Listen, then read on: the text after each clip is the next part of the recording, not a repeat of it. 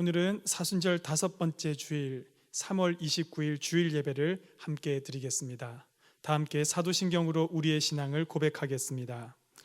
전능하사 천지를 만드신 하나님 아버지를 내가 믿사오며 그 외아들 우리 주 예수 그리스도를 믿사오니 이는 성령으로 잉태하사 동정녀 마리아에게 나시고 본디오 빌라도에게 고난을 받으사 십자가에 못 박혀 죽으시고 장사한 지 사흘 만에 죽은 자 가운데서 다시 살아나시며 하늘에 오르사 전능하신 하나님 우편에 앉아 계시다가 저리로서 산자와 죽은 자를 심판하러 오시리라. 성령을 믿사오며 거룩한 공회와 성도가 서로 교통하는 것과 죄를 사하여 주시는 것과 몸이 다시 사는 것과 영원히 사는 것을 믿사옵나이다. 아멘. 찬송가 287장을 찬양하겠습니다.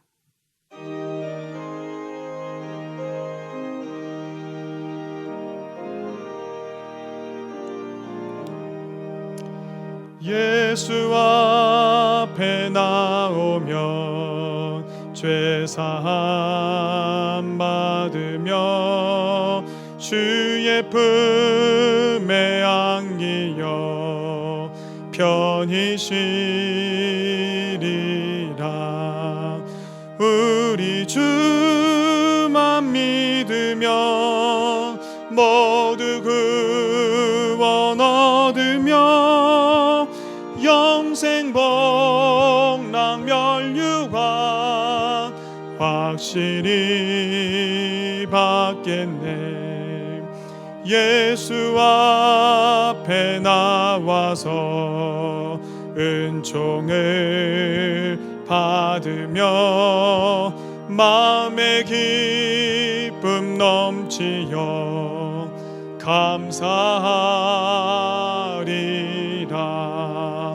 우리 주만 믿으면 모두 구원 얻으며 영생 복락 멸류관 확실히 받겠네.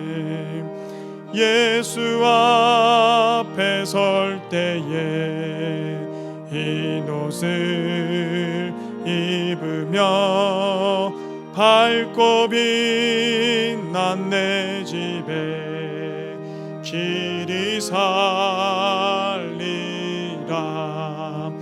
우리 주만 믿으면 모두 구원 얻으며 영생 복락 멸류관 확실히 받겠네.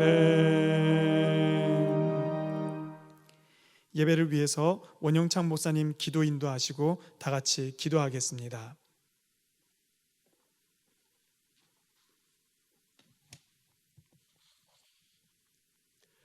자비롭고 은혜가 풍성하신 하나님 아버지, 오늘도 주님의 크신 은혜를 힘입어 생명의 삶을 살게 하시고 주께서 우리와 동행하심을, 그리고 이 온 세상 만물의 주가 되심을 깨닫게 인도하여 주시오니 감사와 찬양을 드립니다. 세상의 어려움 가운데 지금까지 겪어보지 못하였던 조금은 특별한 사순절의 기간을 보내고 있습니다. 교회로 모였던 공간들이 텅 비어버렸고 24시간 쉼없이 돌아가던 세상은 멈추어진 시계와 같습니다.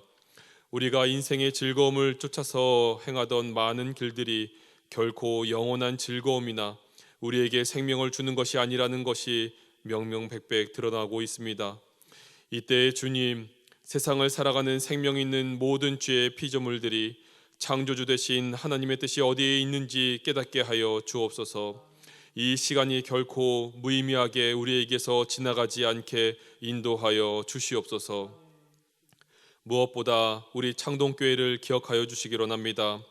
우리의 예배는 살아있었는지요? 늘상 드려왔던 그 예배에 우리는 어떤 마음을 가지고 예배의 자리를 지켜왔습니까? 주님을 사랑함보다 당연히 지켜야 될 한 날 정도, 종교적 의식 정도로 여기며 살지는 않았는지요? 이제 주님의 전을 사모하는 열정이 우리 안에 새롭게 되었을 줄 믿습니다. 우리의 형편, 상황, 모든 것을 떠나 오직 우리에게 생명 주실 수 있는 하나님, 그리고 이 어두운 땅을 고치고 구원해 주시는 예수 그리스도, 지금 두려워하는 마음에 억눌린 우리를 위로하시는 성령 하나님을 온전히 따르며 뜨거운 신앙을 회복해 하여 주시옵소서. 주님, 또한 우리 성도들의 직장과 사업의 자리를 지켜주시길 원합니다. 그들의 삶의 자리가 크게 흔들려 갑니다. 어떻게 해야 하는지 전혀 알 수 없지만 그러한 상황 가운데 우리를 고센 땅의 이스라엘을 지켜주셨듯이 인도하시고 지키시는 주님의 손길을 경험하는 기회가 되게 하여 주시옵소서. 긍휼을 베푸시는 하나님 아버지, 세상의 창궐한 전염병이 나라와 나라의 경계를 높이 세우게 만들고 더 이상 세상이 하나가 아니게 만들어가고 있습니다. 모든 담을 허무시고 인류에게 큰 은혜를 베푸신 하나님의 손길을 다시 바라봅니다. 어려움을 겪는 나라들, 민족들, 그리고 바이러스에 고통받는 환우들과 헌신하는 의료 종사자들에게 주님께서 특별한 은혜를 베푸시고 이 전염병의 일들이 속히 마무리되게 하여 주시옵소서. 그리하여 이 자리에 모여서 함께 주님의 이름을 높이며 찬양하는 그날들이, 자유롭게 주님을 예배하는 그날들이 속히 오게 하여 주시옵소서. 주님, 이제 주의 말씀을 듣고자 합니다. 말씀 전하시는 담임 목사님에게 주의 성령의 두루마리를 입혀 주시옵시고 주님의 귀한 말씀 이 자리에 온전히 선포하여 주시어서 그 말씀 한마디 한마디에 우리가 주의 귀한 음성 듣게 하여 주시옵시고 주의 그 마음, 깊이 있는 주의 마음을 깨닫게 하여 주시옵소서. 오늘도 우리에게 생명 있는 말씀을 주시는 주 하나님께 감사와 영광을 돌려하며 예수 그리스도의 이름으로 기도드리옵나이다. 아멘.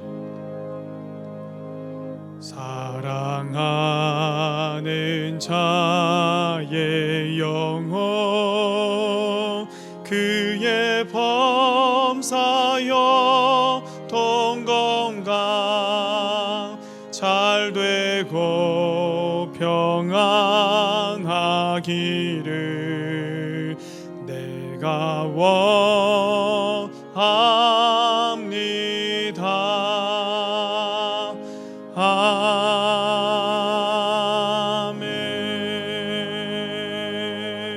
아멘. 오늘 하나님께서 우리에게 주시는 말씀은 구약 창세기 39장 1절에서 3절 그리고 39장 23절 두 부분의 말씀입니다.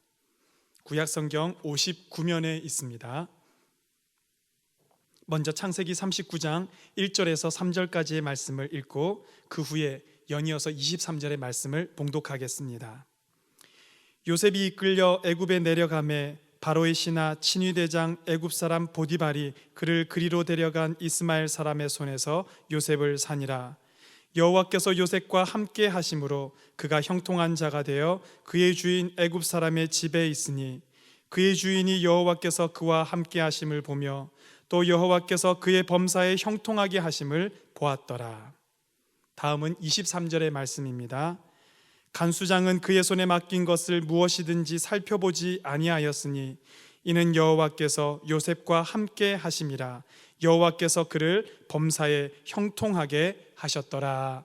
아멘. 나는 형통합니다 라는 제목으로 하나님의 말씀을 전하겠습니다.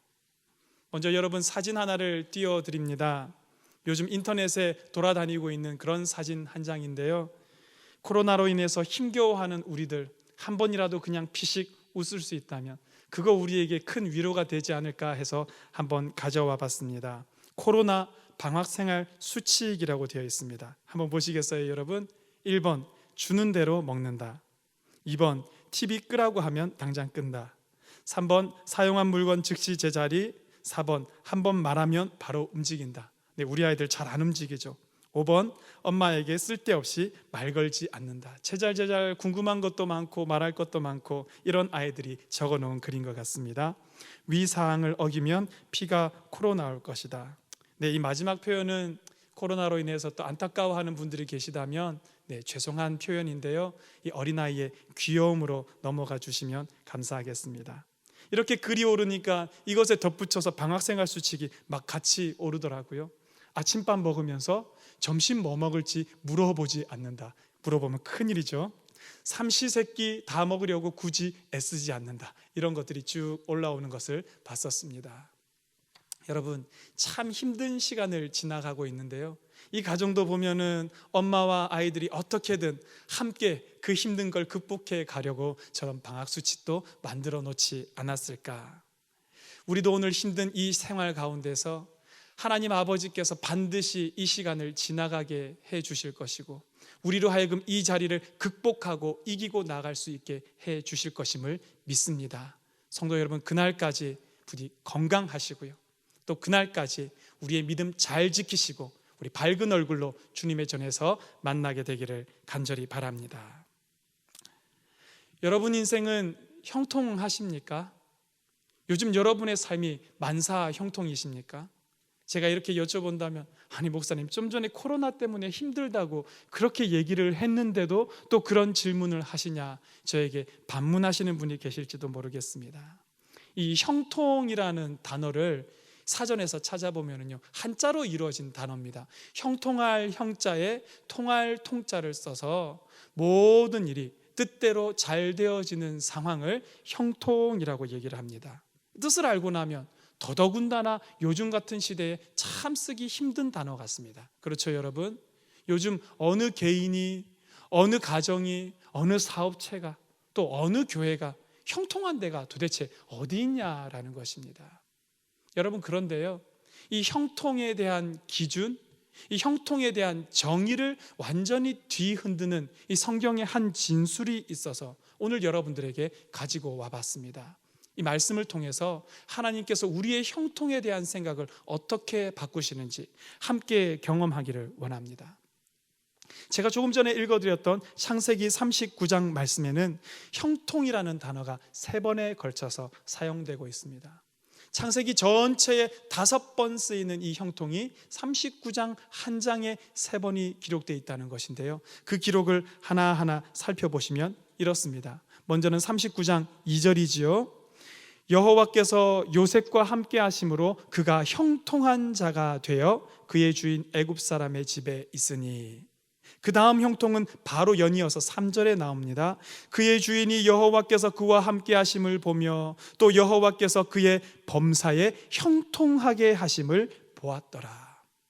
다음번 형통은 훌쩍 뛰어넘어서 23절에 이렇게 기록이 됩니다. 간수장은 그의 손에 맡긴 것은 무엇이든지 살펴보지 아니하였으니 이는 여호와께서 요셉과 함께 하심이라 여호와께서 그를 범사에 형통하게 하셨더라.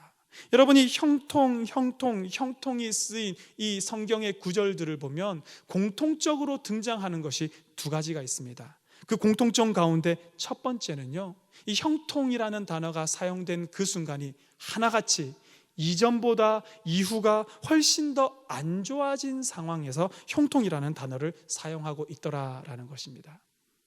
여러분, 요셉에 대한 이야기 잘 아시죠? 야곱에게 12명의 아들이 있었는데 그 가운데 11번째 아들이 요셉이었습니다.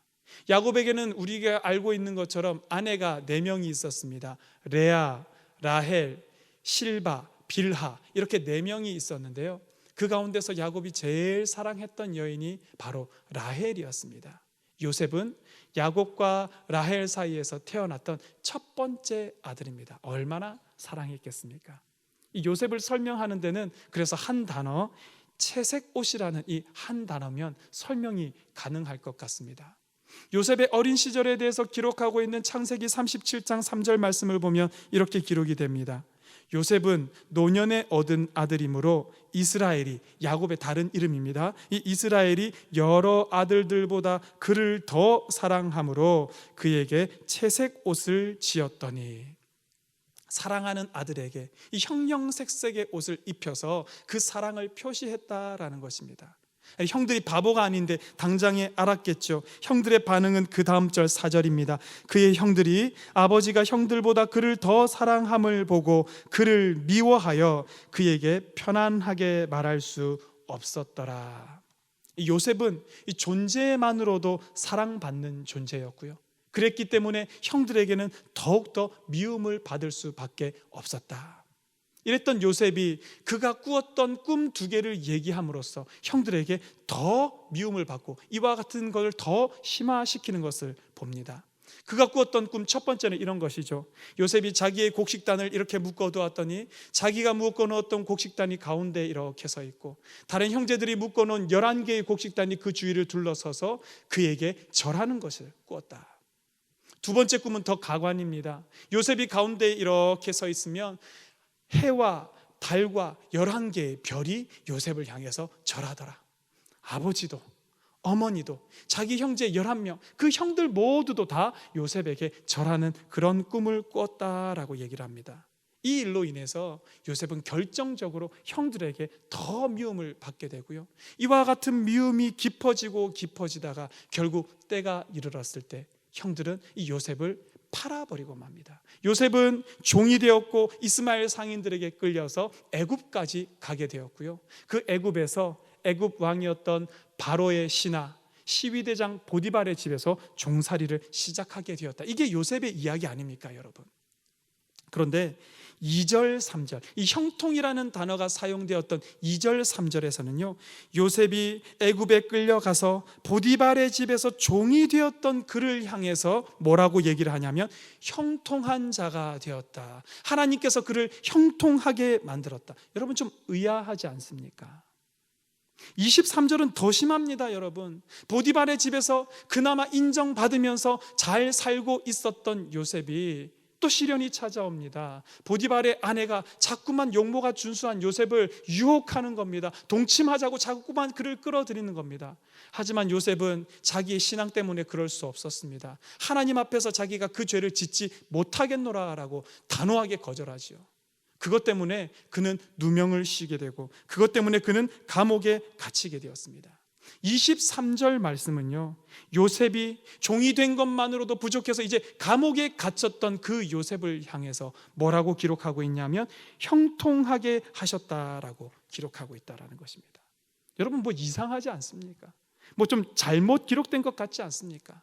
전보다 더 좋아지고 나아지고 이 잘 되고 있는 그런 요셉을 향해서 형통했다라고 기록해야 할 것 같은데 오히려 상황이 더 나빠지고 이 나락으로 떨어지고 있는 이 요셉의 삶을 향해서 형통이라는 단어가 어울리기나 하냐라는 것입니다. 왜 이렇게 기록이 되었을까라는 것입니다. 아까 형통이라는 단어가 사용된 그 절들의 공통점 2가지가 있다고 했습니다. 그 두 번째 공통점이 아마 이런 우리의 의아함에 대해서 해소해주고 설명을 해줄 수 있을 것 같습니다.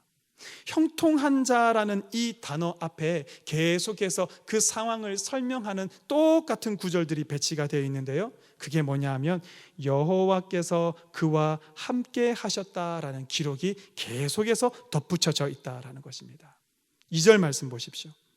여호와께서 요셉과 함께 하심으로 그가 형통한 자가 되어. 3절, 3자의 입장에서 바라보는 관점입니다. 여호와께서 그와 함께 하심을 보며 또 여호와께서 그의 범사에 형통하게 하심을 보았더라.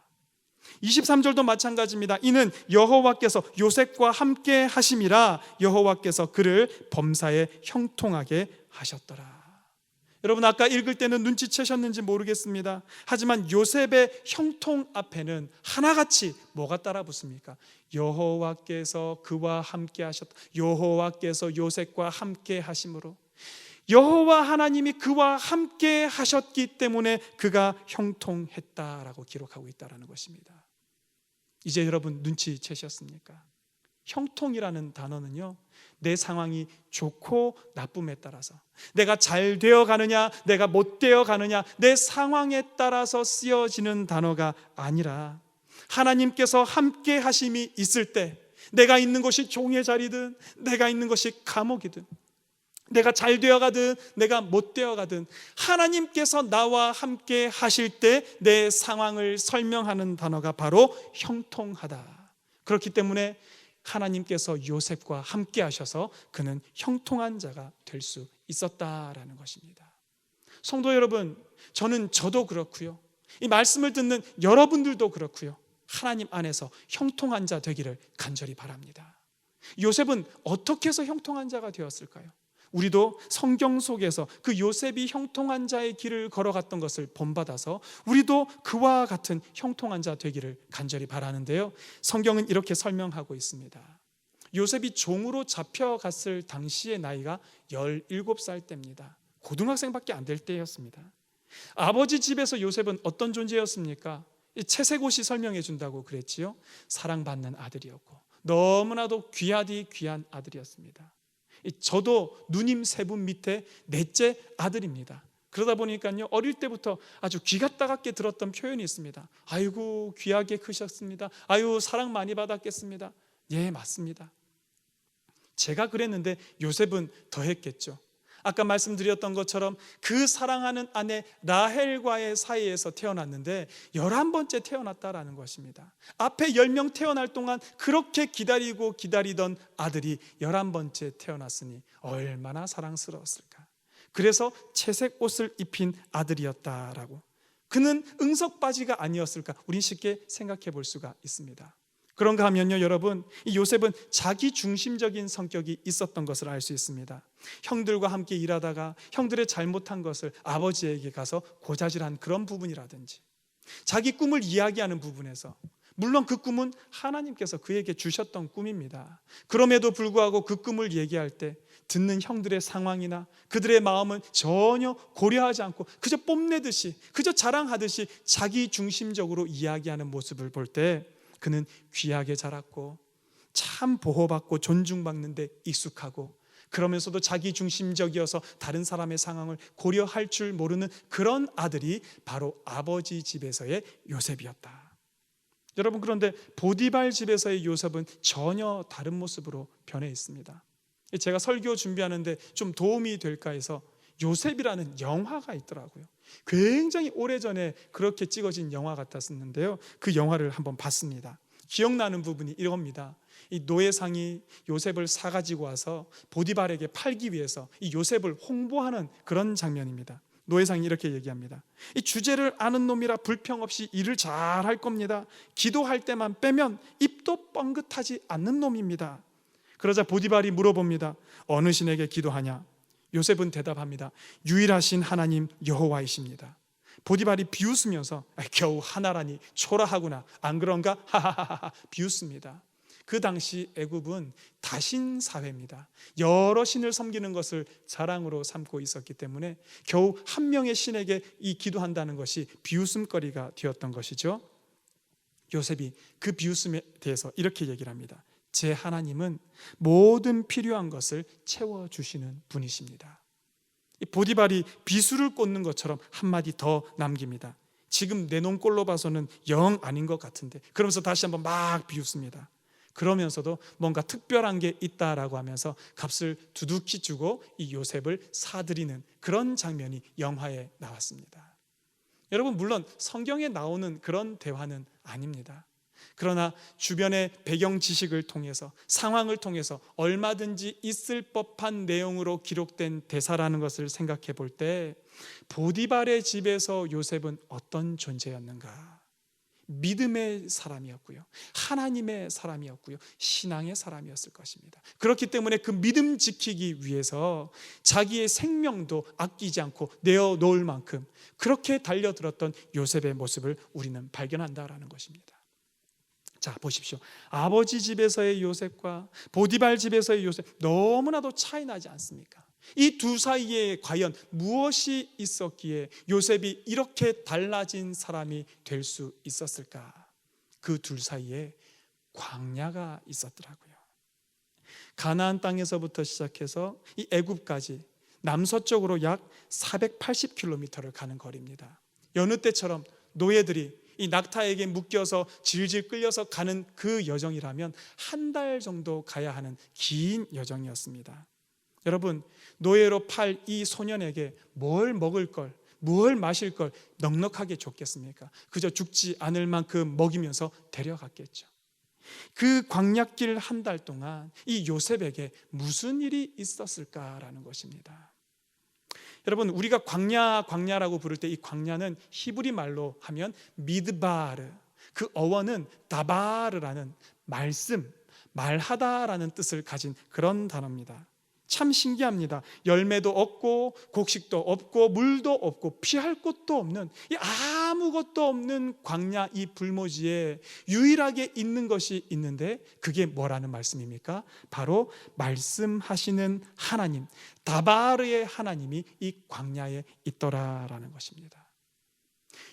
요셉 입장이 되어서 생각해 보면 여러분 어떨까요? 아직 어립니다. 아직도 사랑을 받아야 할 그런 존재들입니다. 그러나 한순간에 비록 친하지는 않았지만 그래도 혈육이라고 생각했던 자기의 형들에게 버림을 받고 상인에게 팔려서 노예로 전락해버리고 말았습니다. 이게 언제까지 계속될지, 어디까지 가야 할지, 살지 죽을지 전혀 모르는 이 여정을 시작하면서 요셉 속에 어떤 생각이 들었을까요? 왜 이런 일이 나에게 일어났을까? 나는 도대체 어떻게 되는 것일까? 내가 형들에게 가지 말걸. 내가 형들을 보고 좀과 미심쩍은 그런 부분이 있었을 때 도망가 버릴걸. 계속해서 끊임없이 이어지는 의심과 좌절과 분노와 한숨과 또 고통과 이런 고민들이 계속되는 상황 가운데 누가 나타나 주셨을까요? 말씀하시는 하나님, 다바르이신 하나님께서 그 요셉에게 나타나 주셨고 그 요셉을 만나 주셨다. 단순히 저의 추측이기만 할까요? 신명기 32장 10절 말씀을 보면 모세의 노래가 나옵니다. 광야에서의 생활에 대해서 모세가 이렇게 기록하고 있습니다. 32장 10절 말씀입니다. 여호와께서 그를 황무지에서 짐승이 부르짖는 광야에서 만나시고 호위하시며 보호하시며 자기의 눈동자같이 지키셨도다. 계속해서 읽어가겠습니다. 마치 독수리가 자기의 보금자리를 어지럽게 하며 자기의 새끼 위에 너풀거리며 그의 날개를 펴서 새끼를 받으며 그의 날개 위에 그것을 엎는 것 같이 여호와께서 홀로 그를 인도하셨고 그와 함께한 다른 신이 없었도다. 할렐루야. 여러분, 광야가 어떤 곳입니까? 여호와 하나님께서 자기 백성, 자기 사람을 만나 주시는 곳이 광야입니다. 만나셔서 그에게 말씀하시는 곳이 광야고요. 말씀하시고 그를 보호하시고 그를 호위하시고 그를 지키시고 그를 인도하시는 곳이 바로 광야더라라는 것입니다. 그렇다면 성도 여러분, 이 광야에서 여호와 하나님을 만나고 경험했던 이 요셉이 응석바지의 청소년에서 이제는 여호와 외에는 나를 인도하시는 분이 없습니다, 유일하신 하나님입니다 라고 신앙하면서 그 하나님을 위해서 자신의 목숨까지도 내어놓는 이와 같은 상황이 이상한 일이겠습니까? 미드바르, 이 광야에서 다바르이신 하나님, 말씀하시는 하나님, 만나주시는 하나님을 만나고 이와 같이 변화되는 것이 어쩌면 당연한 일이 아니냐라는 것입니다. 여러분, 창세기의 이 기록자가, 저자가 모세입니다. 결국에는 이 모세의 입을 통해서 하나님께서 그 백성들에게 들려주시고자 하시는 말씀을 해주시는 건데요, 하나님께서 이것을 읽는 이스라엘 백성들에게, 또 이것을 듣는 오늘의 이 땅의 모든 성도들에게 결국 하고자 하시는 말씀이 뭐인 것 같습니까?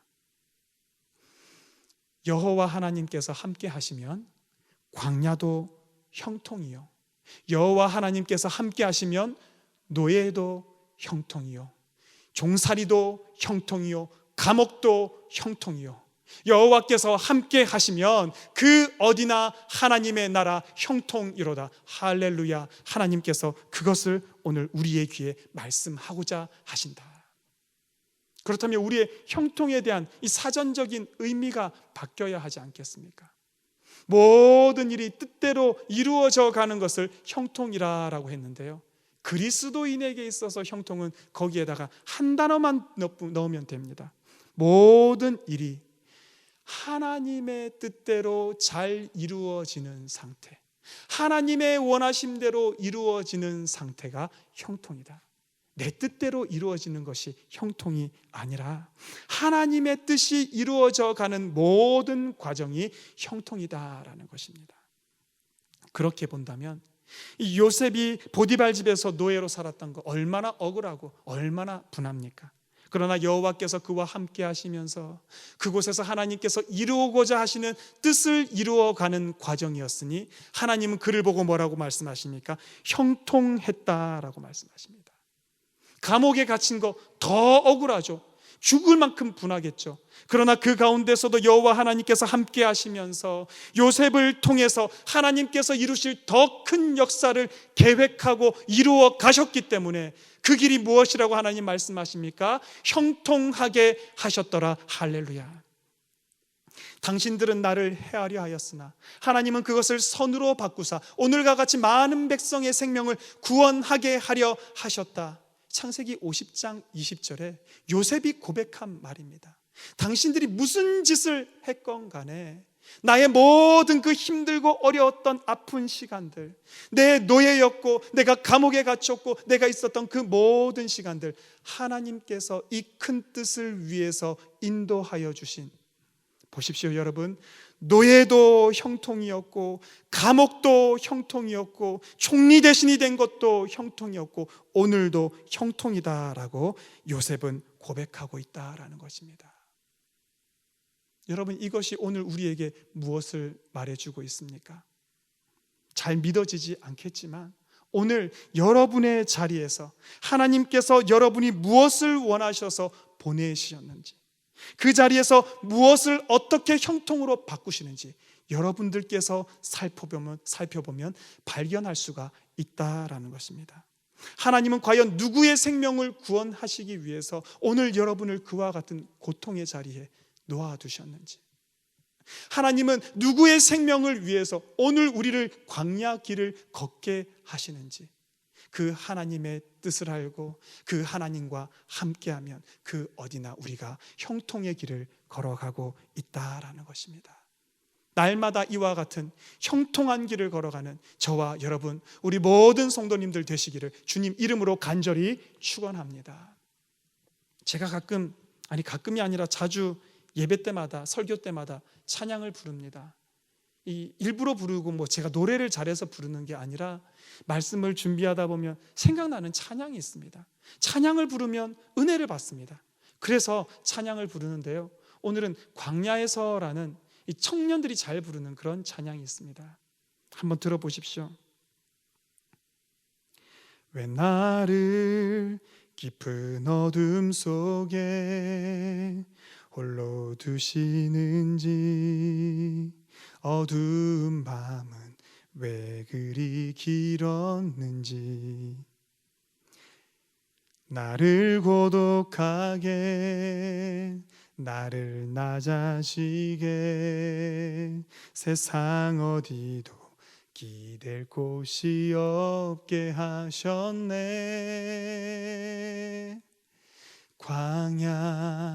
광야에 서 있네.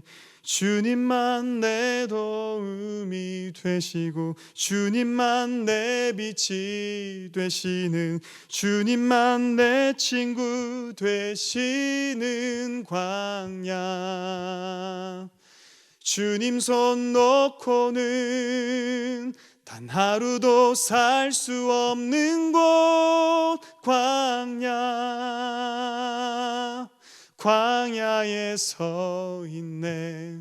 무슨 일을 만나든지 만사 형통하리라.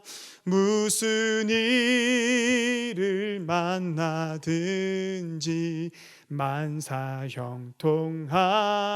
같이 한번 찬양합시다. 무슨 일을 만나든지 만사 형통하리라. 무슨 일을 만나든지 만사 형통하리라.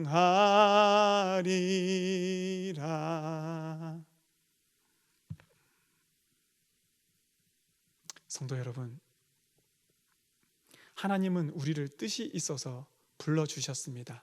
사명이라고 부릅니다. 그런데 오늘 발견한 것은 그 사명의 길을, 그 광야의 길을 걸어갈 때 여호와 하나님께서 여전히 나와 함께 하시면서 광야길도 아픔의 길도 고통의 길도 죽음의 길도 우리 하나님은 형통이라고 부르신다라는 사실을 보았습니다.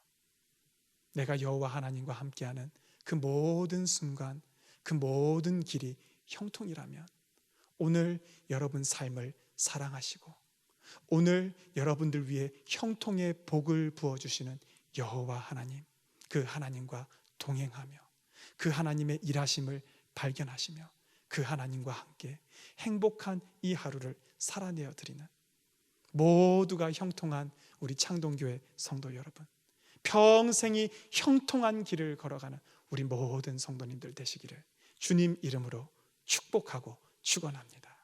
기도하겠습니다. 하나님 아버지, 오늘 우리 광야길도 형통으로 인도하여 주시고 오늘 우리 노예길도 형통으로 인도하시고 오늘 우리 가난함도 형통으로 인도하시고 우리 부요함도 형통으로 인도하시고 우리의 연약함도 형통으로, 우리의 건강함도 형통으로, 우리의 살아있음도 형통으로, 우리의 죽음도 형통으로 모든 것을 형통이라 말씀하시며 우리를 인도하시는 여호와 하나님, 그 광야에서 우리를 눈동자와 같이 보호하시며 지키시며 사랑하시는 여호와 하나님 아버지와 함께 오늘도 이 하루길을 걸어갈 수 있는 우리 모든 성도 되게 하여 주시옵소서. 세상은 죽음으로 우리를 뒤덮으나 그러나 그 가운데서 생명을 말하며 나는 형통합니다, 나는 하나님 아버지 앞에서 오늘도 형통합니다 고백하며 나아가는 사랑하는 우리 모든 성도들의 삶이 되도록 주여 축복하여 주시옵소서. 예수 그리스도 이름으로 기도하옵나이다. 아멘. 교회 소식을 알려드리겠습니다. 다음 주일이죠. 4월 5일 주일 낮 예배는 1부부터 시작해서 4부까지 정상적으로 드리게 됩니다. 그 사이에 이 사회적으로 파급 효과가 엄청난 일이 일어나서 우리가 다시 논의해야 한다면 논의하겠지만 그런 일이 없다라고 할 때는 다음 주일 4월 5일 주일 예배는 1부부터 4부까지 정상적으로 드리도록 하겠습니다. 4월 5일까지는 여러분들도 아시는 것처럼 여전히 정부에서 사회적인 거리 두기를 요구하는 시기이기 때문에 정부가 요구하는 7가지 수칙이 있습니다. 마스크 착용이라든지 손 세정제 사용, 명부를 작성하는 것, 발열 체크, 2m 간 간격을 유지하는 이 모든 규정들을 다 준수해서 한 주 동안 잘 준비할 것입니다. 그래서 다음 주일에는 1부부터 4부까지 주일 낮 예배를 정상적으로 드리도록 하겠습니다. 혹 4월 5일 다음 주일에도 예배에 건강상의 이유라든지 참석하지 못하시는 분들을 위해서 다음 주일날 일부 예배 실황을 그대로 녹화를 해서 예배 마친 후에 유튜브로 역시 올려드리도록 하겠습니다. 이 불가피하게 교회에 참석하지 못하는 성도님들은 영상을 통해서 다음 주일도 예배 드릴 수 있음을 기억해 주시기 바랍니다. 슬픔당한 가정이 있어서 소식을 알려드립니다. 3교구 강북 동구역 박경찬 집사님의 모친 되시고 김승희 권사님의 시모 되시는 고 진정자님께서 하나님의 부르심을 받았습니다. 또한 1교구 삼익 7구역 정인철 집사님의 모친 되시고 김은주 권사님의 시모 되시는 고 전문정 권사님께서 하나님의 부르심을 받았습니다. 위로해 주시기를 바랍니다. 이제 다 함께 찬송가 428장을 함께 찬양하겠습니다.